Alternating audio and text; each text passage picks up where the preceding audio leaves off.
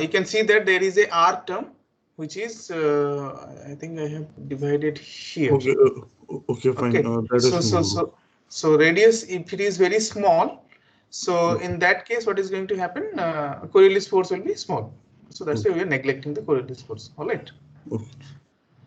So next, let's go to centrifugal force. We have discussed. We have discussed already 3 forces, and this will be our last force that is actually governing the wind motion, which is frictional force.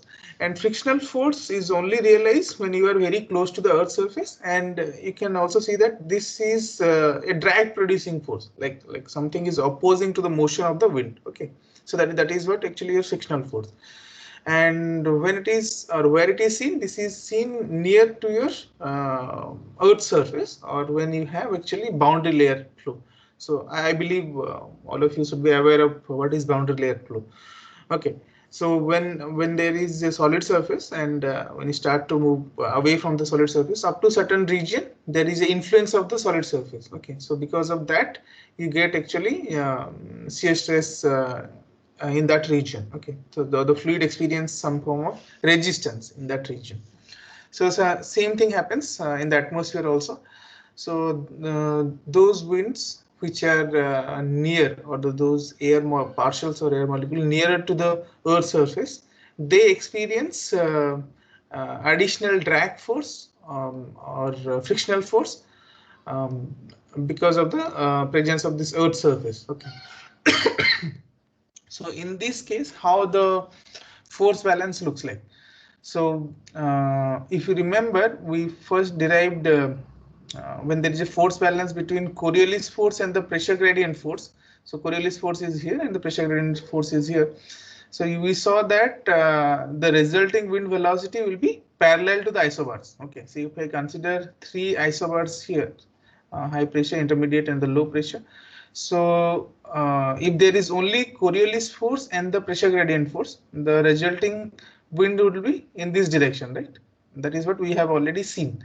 Now, when I say we are nearer to the Earth's surface, so the wind will additionally experience frictional force, and you know that the frictional force will be parallel to the direction of wind motion, but in opposite direction. Okay, so by that, what will happen? The wind velocity will be reduced. If you increase the frictional force, or the frictional force increases, then the wind velocity gradually reduces. Okay, and how it is, like the more closer you are to the Earth's surface, the higher is your frictional force, right?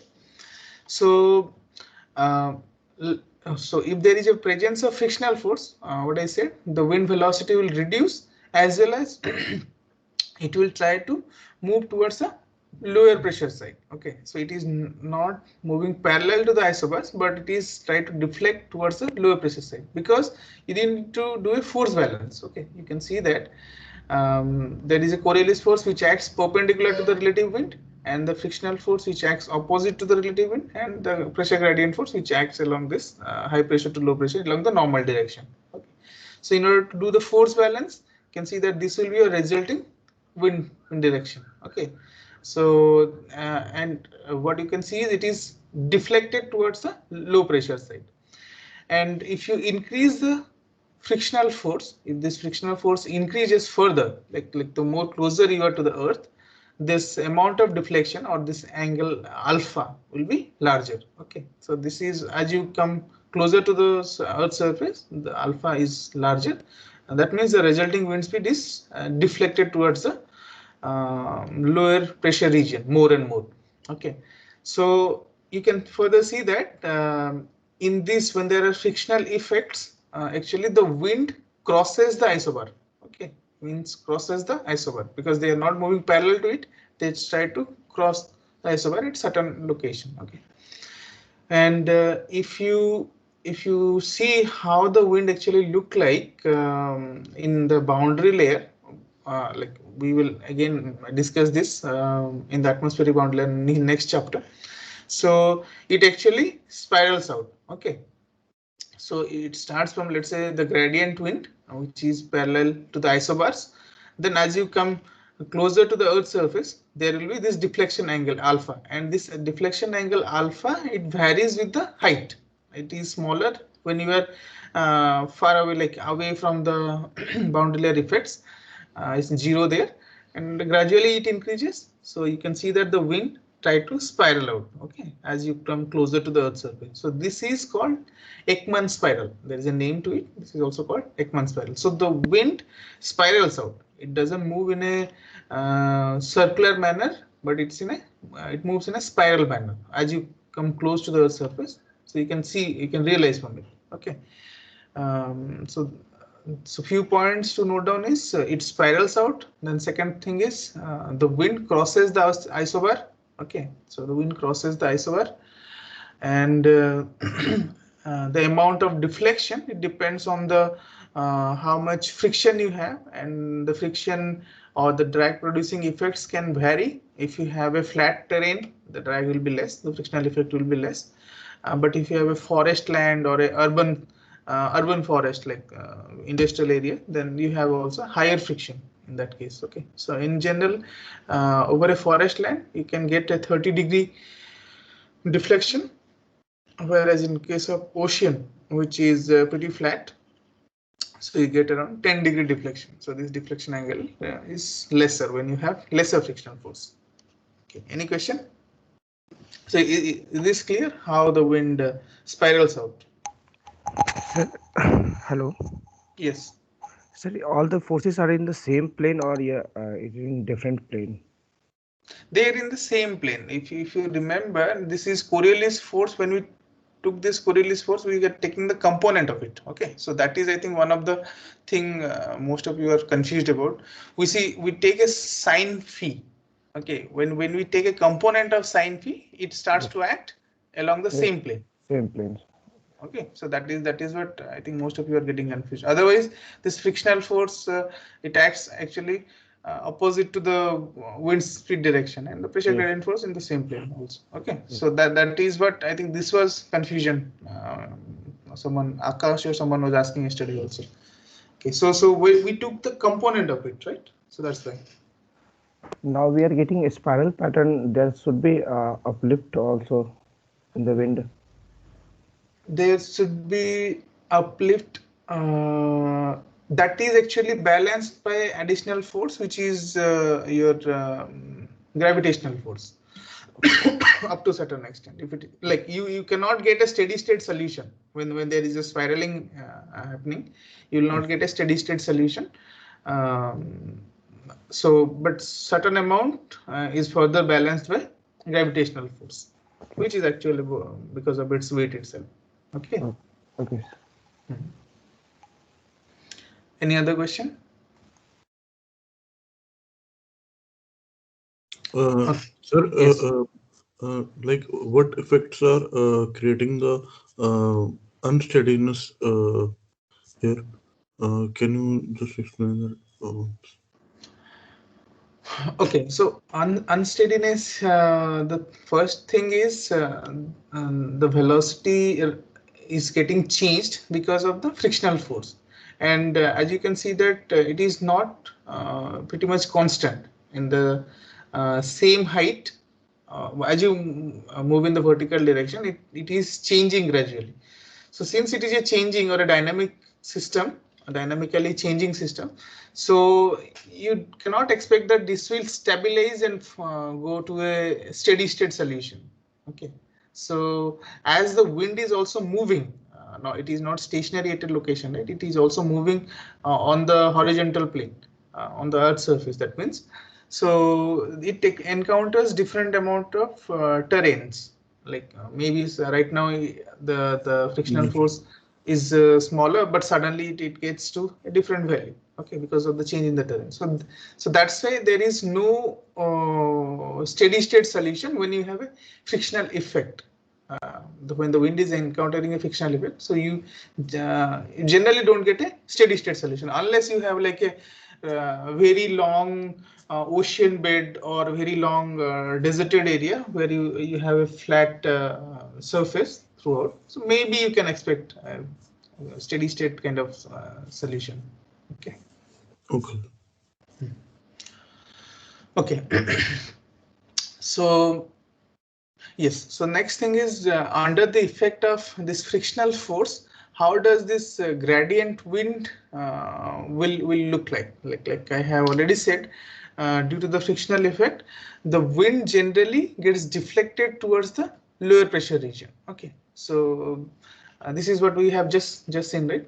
The wind gets deflected towards the lower pressure region. So the gradient wind, we saw that it spirals out. Oh, sorry, no, it not doesn't spiral. Gradient wind, it moves along a curved isobar. Okay, it's moved along a curved isobar. But when you have a frictional force there, the air parcel will be deflected towards the lower pressure side. So in this case, it will deflected towards the lower pressure in this way. Okay, and in this case, it will be deflected towards the outer side.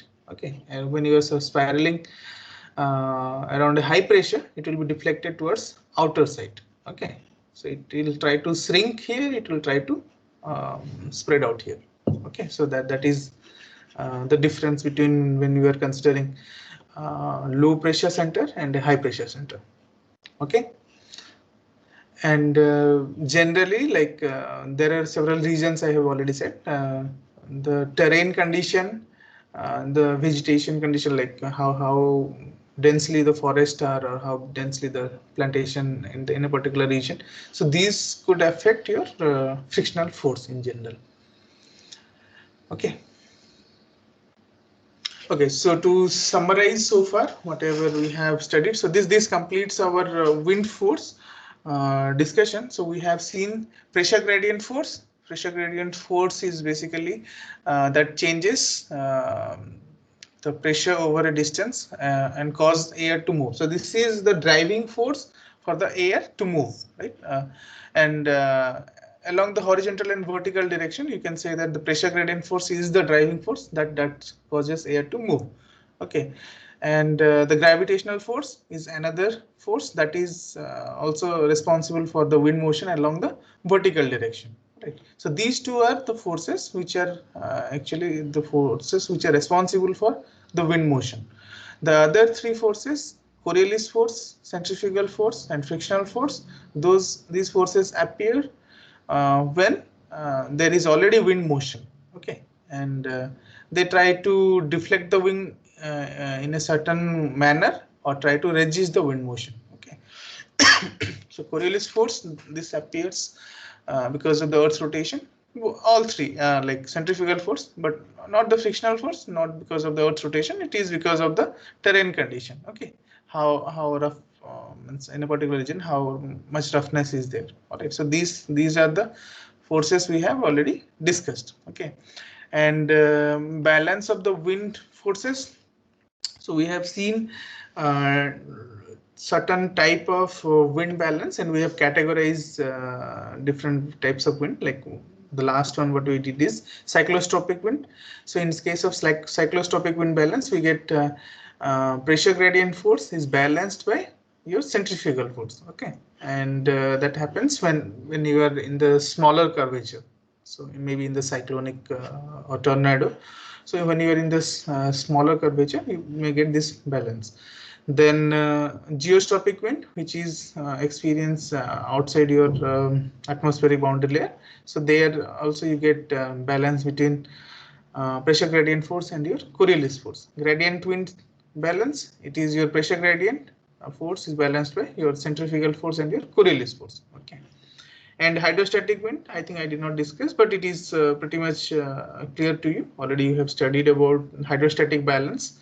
So in this case, your pressure gradient force is balanced by your gravitational force. Okay, so we have seen this, I think del P by del Z, that is equals to rho G. Right? So there we saw that along the vertical direction, actually the pressure gradient force doesn't cause any wind acceleration, rather it is just a hydrostatic condition. It simplifies to hydrostatic condition. Okay, so next any question like using those using those forces, you can derive the governing equation, and like you can see that those forces may be steady, may not be steady, though depending on like frictional effects is there or not. So the resulting wind velocity also accordingly vary. All right. So in general, now we will see based on the wind velocity which are measured in the weather station, how we can describe different winds. Okay. So basically the winds are defined based on their wind speed and certain characteristics like how they impact on the environment. Okay, so like on the people nearby, people living in that area, on the buildings, on the trees. So what kind of damages it causes. So based on those characteristics or impacts, the winds are basically categorized. Okay, and one of there are different scales, but this Beaufort scale is quite well known, and it is quite what do you call accurate. That's why this is generally followed in many of the weather stations. But there are many other type of descriptions also, but we will try to just follow this one.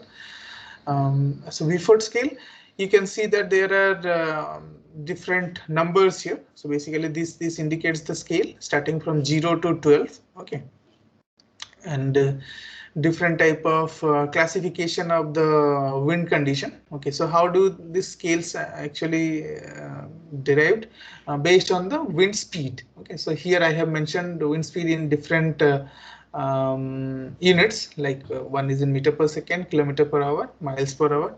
So in here you can see on this table I have shown the conversion factor. Okay, so it would be good to have this table so that you can convert from one unit to other unit. So based on let's focus about this meter per second. So if you see that when the wind speed is pretty small, starting from 0 to 0.2, it is generally called as calm weather or calm condition. So basically there is no wind flow at all.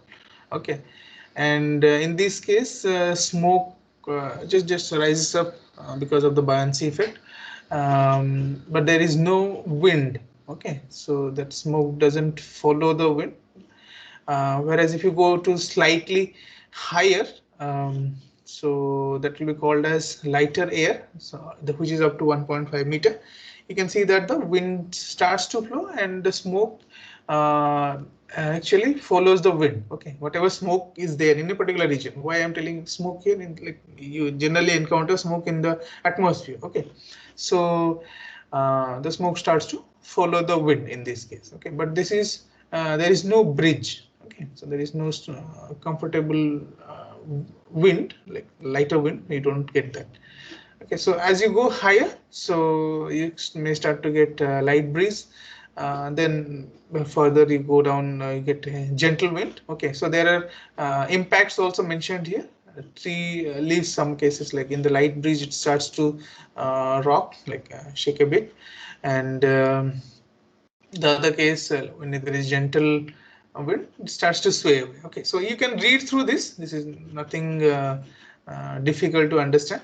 Based on the wind speed, we have categorized in different winds. Okay, so the severe ones, which are hurricane, so which is like more than 32.6 meter per second. Anything higher than this value will be called as hurricane. So there are nomenclature, like few region in the world they say this is typhoon, few region they say it's a cyclone, few region they say hurricane. Mostly in US and all, they say it's hurricane. If you come to this Asian countries, eastern part, so there you can something similar they say about typhoons. Okay, and of course in India also we follow like it's a cyclonic weather, something like that. Okay, so but all are same. Okay, anything higher than this speed will be called as hurricane wind. Okay, so this is pretty simple to follow, and nothing much to discuss on this part. Now when we okay, so those wind speed what we just saw, are those steady wind, stationary wind condition, like or steady wind condition?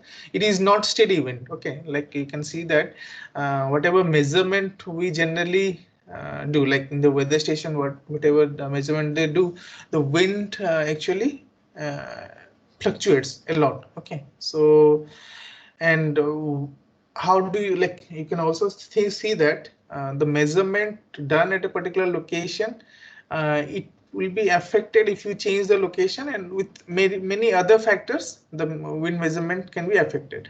Now it is a difficult thing to generalize the wind, because you can see that if I measure here and if I go to some other location in a hilly area and I measure there, maybe the weather condition will be same.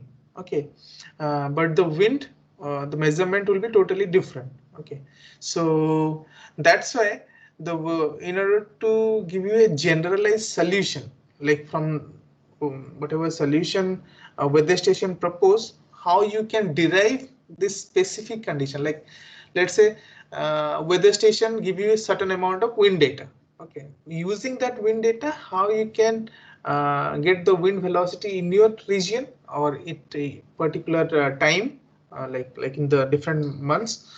So that is how it is done. We are going to see next. Okay, so generally the weather station, the measurements are done. To give you a more generic solution, the measurements are done at certain wind direction, certain directions. They don't measure like 360-degree with smaller interval. They divide the whole horizon, okay, into 30 to 40 degree sectors. Okay, like you can see here, and the whole horizon they have divided into several sectors. Okay, so which are like generally 30-degree intervals, or some cases it is followed as 45 degrees intervals. Okay, now then height wise, like they measure the wind speed at a height 10 meter above the ground level. Okay, 10 meter above the reference area, and in this case reference means it is a flat land generally. Okay, or a flat ocean bed. So 10 meter above the reference. Okay, it is not exactly at the ground level, it is measured at the 10 meter above the reference. Then the surface roughness. Surface roughness, they try to measure where the surface roughness is minimal. It's an open country or the flat land. Okay, ground curvature, again they go for a flat land type of area. They do not go for any curved land. Okay, and then the last one is how do they average out. They sometimes follow 3-second average, hourly average. We will come to this. So from this, what you can see, there is a specific way they are doing the measurement. Okay, and now using this measured data, you can use some form of correlations and actually get your required data in a particular region or particular time. Okay, so that is the thing. These are kind of, you can say, the ideal conditions. Okay, so like for example, if you measure at 30 or 45 degree, you can derive from using some correlation what will be the wind speed at other directions. Okay, like let's say 20 degree or 10 degree. So in that angle also you can derive something similar. If you measure at height 10 meter, you can use some empirical relation to find out what will be the wind speed below 10 meter and what will be the wind speed above 10 meter, like how it varies. So we will see that when we come to the next chapter, atmospheric boundary layer. So generally these are, you can say, this is the ideal situation, and you can derive the other place wind condition using this ideal situation. Okay, I think it is it clear to you? Because we are choosing very much like ideal condition, flat land, and with lesser surface roughness, where like flat open country, generally there is no or very minimal surface roughness. And time averaging. Is again there are different ways to average out the instantaneous data. Like you can see that this is what you will measure over a long duration. Like here I have shown this axis is basically time in seconds. So as you see that it is quite fluctuating throughout. Okay, but you have already handled these situations. Okay, when you have fluctuating wind speed, generally in case of turbulence, we try to study such patterns, right? So so you can separate out what is your mean wind speed out of this fluctuation by just taking the time average. Okay, so if Vt is your fluctuating or instantaneous wind data, then you can average it out over a certain time interval. Okay, and try to see how is the average looks like. Okay, so this averaging time that can be selected differently. Okay, some cases 3-second average is followed, some cases hourly average is followed. So we will see what is the consequence of that in next slide. Okay, so this is how you can find out mean wind speed. In the similar way, you can find out fluctuating wind speed just by taking out the mean wind from the instantaneous one. So you can get the fluctuating wind data, and you can get the RMS or standard deviation of this fluctuating wind part again using this formula. So this is already some of you might have taken the turbulence course. So this is quite similar to that. Okay, so basically they are the same thing. In a atmosphere, you don't get laminar flow condition. It is always turbulent flow. Okay, so the wind velocity looks like this is fluctuating over time, and you try to get the average information. Okay, so in this Beaufort scale, these are again mean wind speed condition. Okay, try to remember that this is not instantaneous wind speed. Whatever you see here, those are basically mean wind speed condition. Okay, so now coming to like which averaging you should follow, 3-second average or hourly average. Okay, so there are different averaging you can follow. So here I have shown.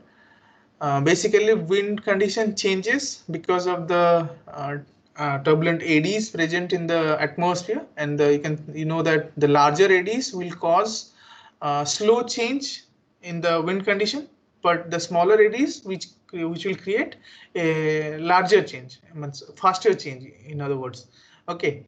So because larger eddies, it will take time to change the condition. They are pretty large in the length scale as well as in the velocity scales, but in the smaller eddies, since the velocity scales and the length scale are small, you can expect that the changes to occur at a very fast pace. Okay, so so now if you want to find out the effect of these small changes or the large change, accordingly you have to choose whether you are going for a hourly average or a second average, like 3-second average in general. So in the effect, you can see that if we follow 3-second average, we can actually, for example, you can consider here, if I take a smaller time scale to average, I can retain the peaks. Okay, I can retain the peaks, and I can actually get approximated wind speed in that case. Okay, but if I take a long average, okay, if I take an hourly average, maybe my peak will not be so significant. It will be averaged out with this average amount of fluctuation, how the wind is fluctuating over 1 hour time. So the average will be quite smaller, and the peak value will not be same as 3-second average. Okay, so now if you want to measure the peak wind speed, then we generally follow 3-second average. And if you just want to predict how the weather is going to happen in future, predict the weather in different condition, we follow hourly mean average. Okay, so that is the significance. So hourly mean average is followed generally. In this case, we will also see that the amount of fluctuation or the energy density when you do spectral analysis is quite small when you do the hourly average. Though that means the effect of the fluctuation is not seen that much. Okay, whereas in 3-second average, the peaks are quite prominent. Okay, so that's why if you want to find out what is the peak wind speed or what is the gusty situation, what is the maximum instantaneously, how much wind can go, like, okay, when we see in news sometimes, this is the gusty wind condition. So that is measured in 3-second average. All right. And like I have already explained, when you are following the shorter averaging time, your peak will be larger. So these are your average time. From this, I have followed another nomenclature to determine the peaks. So for example, in a day you have 24 hours, right? So you can get 24 data points when you do 1 hour averaging. Okay, so from that you can get a peak value in a 24 hours, whatever is your peak wind speed, hourly average peak wind speed, you can get or you can represent using this. If you want to go for 3-second average, so you can divide or you can change this 24 hours to seconds. So which is like which will be this will be the conversion, and from these many data points you can find out what will be the peak value when you are considering 3-second average. Okay, so between these two peaks in a particular day, they will not be same. Okay, so this 3-second average will try to give you a higher peak value than 1 hour average. Okay, which is quite obvious, like I have already explained. If you have smaller data point, it is a high possibilities that you will get peak or you can retain the peak. But if you go average over a larger or longer data points, the peak will not be that prominent. Okay. So, Excuse me, any sir. question? Yes, sir. Like I wanted to ask, like, what's the like which eddies last for a longer time? Is it the larger eddies or the smaller eddies, like in their original structure, or it is just that it's uh, like changing over time continuously? Okay, have you taken turbulence course or you did not? There is something Sir, called cascading of energy. sir, I I've believe. taken, but Okay. actually due to my So problem, what happens? These larger eddies, they break down to smaller eddies in a yes, sir. turbulent cascade, and larger will break down, and ultimately the smaller eddies will diffuse in the form of viscosity, okay, or viscous diffusion. So the time scale for these larger eddies will be larger. Okay, it is not that it will be equivalent time scale to the smaller eddies. It will be larger, and the amount, the diffusion happens always in the smaller eddy scales. Okay, so here we are not considering the diffusion yet. We are just seeing the fluctuating effect. Okay, so these smaller eddies which will create the fluctuations, and these fluctuations will be high frequency fluctuation, you can say, but the frequency fluctuation of the larger eddies will be longer.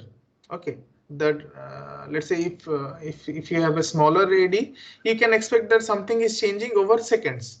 Okay, but if you are considering about the larger eddies, the change will may happen in minutes. Okay, or maybe in hours. So in that way, is it okay now? You can understand Yes. these larger eddies will create impact in a longer duration and in the larger space also. Okay. Okay, so next, this averaging time, that is what we just discussed, like 1 hour average or 3-second average, it is actually equivalent to your response time of the instrument. Okay, we can show here that we know that certain instruments are quite accurate and quite responsive. I think some of you who have studied last course, we have discussed about like different characteristics of the measuring instrument. Okay, so so just to give you like some instrument, they have 0 response time. Okay, whatever measurement you do now, which are ideal instrument, they can give you instantly the data. Like if I want to measure the wind speed at this moment, what is the wind speed, you can get it instantly. The value will be there, but some instrument, due to its inertia. Any question?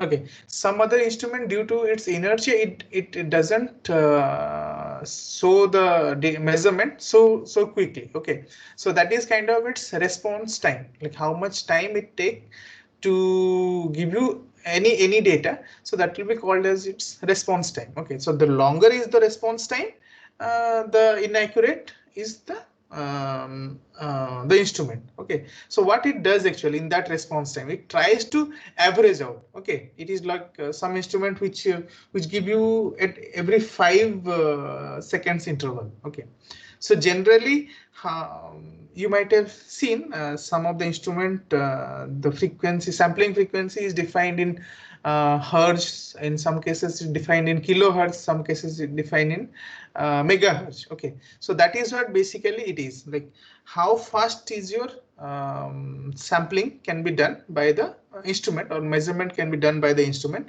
That is depending on its response time. So the longer is the response time, the inaccurate is the measurement, because it tries to average out over the duration. Okay, if some instrument is giving you data in each 5-second interval, so whatever data it is acquiring in those 5 seconds, it is basically averaging out and giving you one particular data.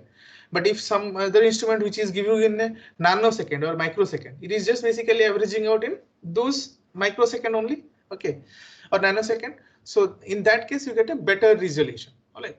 So when we discussed about this averaging time, so you can very well correlate that averaging with your response time of any measuring instrument. Okay, or in this case, the measuring instrument of the wind velocity. So how do you can realize that? So let's say the measurement what you get it's quite fluctuating, and we can see that it can have n number of frequencies, and since it is fluctuating, we can very well break them into sine and cosine components. Okay, and if you which can be done in this way. Okay, so it can have this amplitude part, and you can have the sine function and cosine function, and you can take the integration with 0 to infinity, because the variation in the frequency and in the amplitude can be infinite. Okay, so that's why I can represent any of those fluctuating equation in this manner. Okay, now when I talk about we cannot generalize from this equation, so let's go to a specific frequency n. Let's say we just go to a specific frequency n, then I can write out this equation for a specific frequency. It will be its amplitude and sine and cosine part, which will look like this.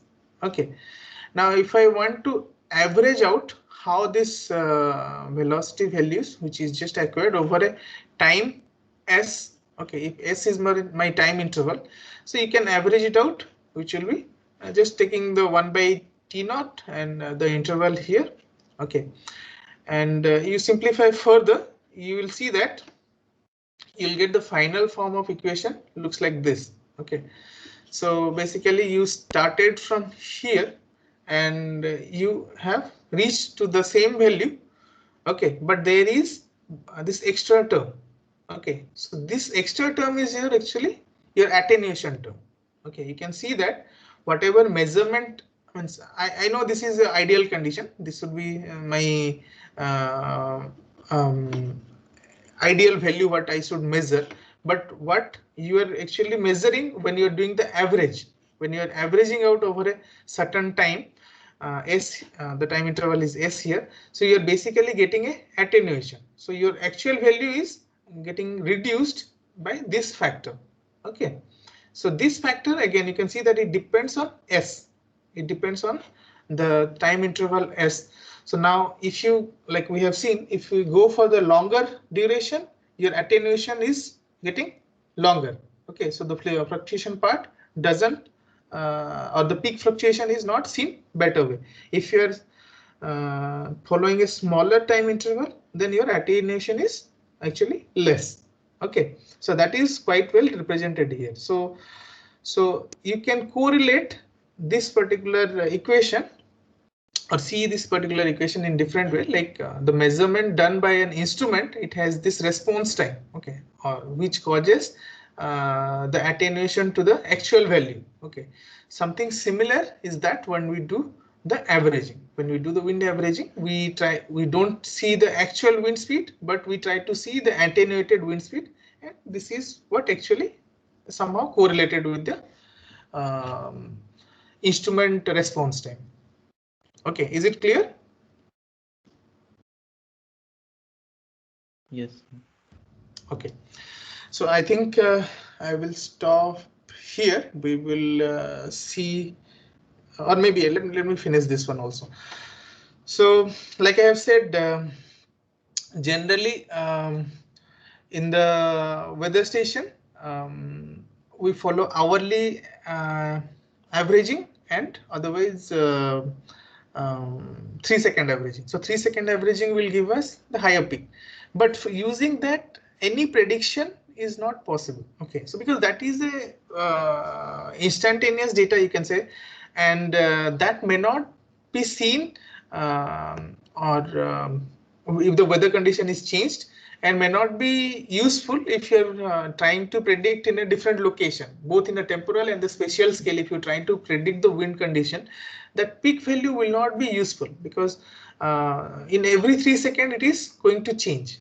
Okay, rather we need something which is more stable, and from that we can predict something, how it is going to be in a different spatial location, or in a temporal condition, like over the time how it is going to vary, over the space, from if I change from here to a different terrain condition, how it is going to vary.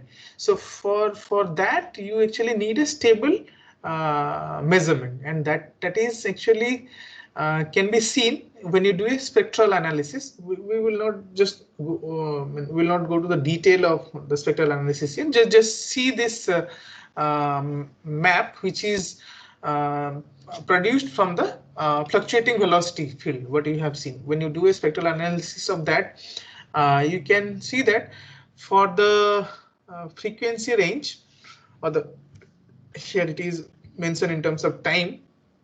So you can see that between 0.1 to 10 hours. So in this range, actually you can see that the amount of fluctuation, or the energy density in the wind, you can see about this is how much amount of fluctuating energy is present in the wind. In that way you can correlate. So you can see that in this region it is quite small. Okay, so so that means, in other words, it is quite stable in this region. So with this wind data, since it is quite more or less stable, you can predict or you can use this data for the future prediction. Okay, so in a temporal scale or in a spatial scale, how the wind may vary, you can very well use this data, because the other data are not certain. Okay, they may be like this at this point, and but that might change drastically or significantly at other instance. Okay, so those are not that much useful, but this the low energy density data is useful for the weather prediction.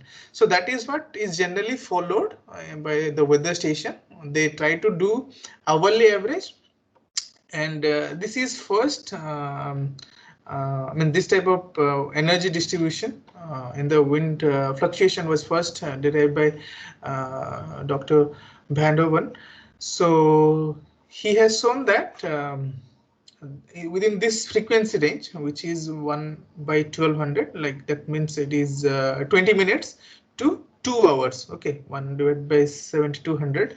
So in that range, the amount of energy in the fluctuating wind is quite small and can be followed for the future prediction of the wind condition. Okay, so this is a stable range. So that is what is used for your averaging. So this is generally followed for the averaging.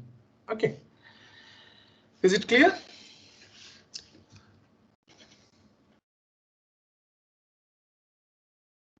Excuse me. Yes. Certainly, generally, the means as longer we take the average time, it should be stable, right? So, why for like these longer hours, it's become You see a peak here. unstable? You see a peak here, right? That is what, like 7 days or 4 days. So here what you start to see is your effect of the large eddies. Okay, so it is like Okay. the large eddies takes time, like I have said. So if some big storm or some large wind condition is coming, that effect will be seen after several days. Okay, so that's why you start to see some peak here, and some in case of smaller fluctuation, you also start to see peaks here. So in this range, this is found to be a very suitable range where you get lower amount of energy. Okay, so that's why they try to follow this. All right. Okay, so I stop here today. Stop.